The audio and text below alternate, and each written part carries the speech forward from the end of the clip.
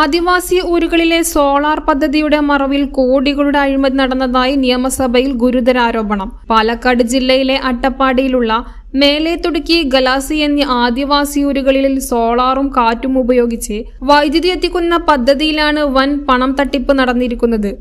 അത് ബഹുമാനപ്പെട്ട വിദ്യാഭ്യാസ വകുപ്പ് മന്ത്രിയുടെ നിയോജക മണ്ഡലം, മണ്ണാർക്കാട് നിയോജക മണ്ഡലത്തിലെ അട്ടപ്പാടിയിൽപ്പെടുന്ന ഒരു ആദിവാസി ഉന്നതി, മേലേത്തുടുക്കി, ഗലസി എന്നീ ആദിവാസി ഉന്നതികളിൽ വൈദ്യുതിയും കാറ്റും ഉപയോഗിച്ച് സോളാറും കാറ്റും ഉപയോഗിച്ച് വൈദ്യുതി എടുക്കുന്ന ഒരു പദ്ധതിയെ കുറിച്ചുള്ള ഒരു അഴിമതി ആരോപണമാണ് സാർ. വളരെ നല്ലൊരു പദ്ധതിയാണ് സാർ.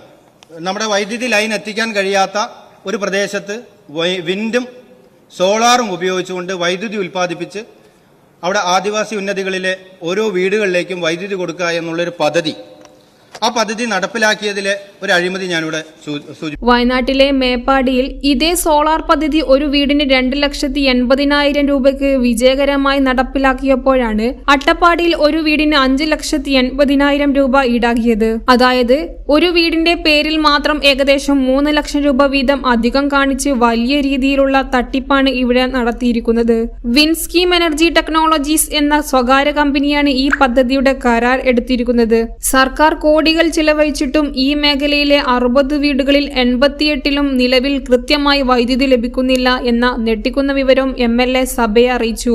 ആദിവാസി ജനവിഭാഗങ്ങൾക്ക് വെളിച്ചമെത്തിക്കാൻ മാറ്റിവെച്ച തുക സ്വകാര്യ കമ്പനി തട്ടിയെടുത്തു എന്നതാണ് പരാതി. സുമേഷ് അച്യുതൻ MLA ഈ വിഷയം സഭയിൽ സബ്മിഷനായി ഉന്നയിച്ചതിനെ തുടർന്ന് വൈദ്യുതി മന്ത്രി സണ്ണി ജോസഫ് കാര്യങ്ങൾ ഗൗരവമായി കാണുകയും ഈ പദ്ധതിയുടെ മുഴുവൻ ഫയലുകളും അടിയന്തരമായി വിളിച്ചുവരുത്തി അന്വേഷണം നടത്താൻ ഉത്തരവിടുകയുമായിരുന്നു. ന്യൂസ് 99 തിരുവനന്തപുരം.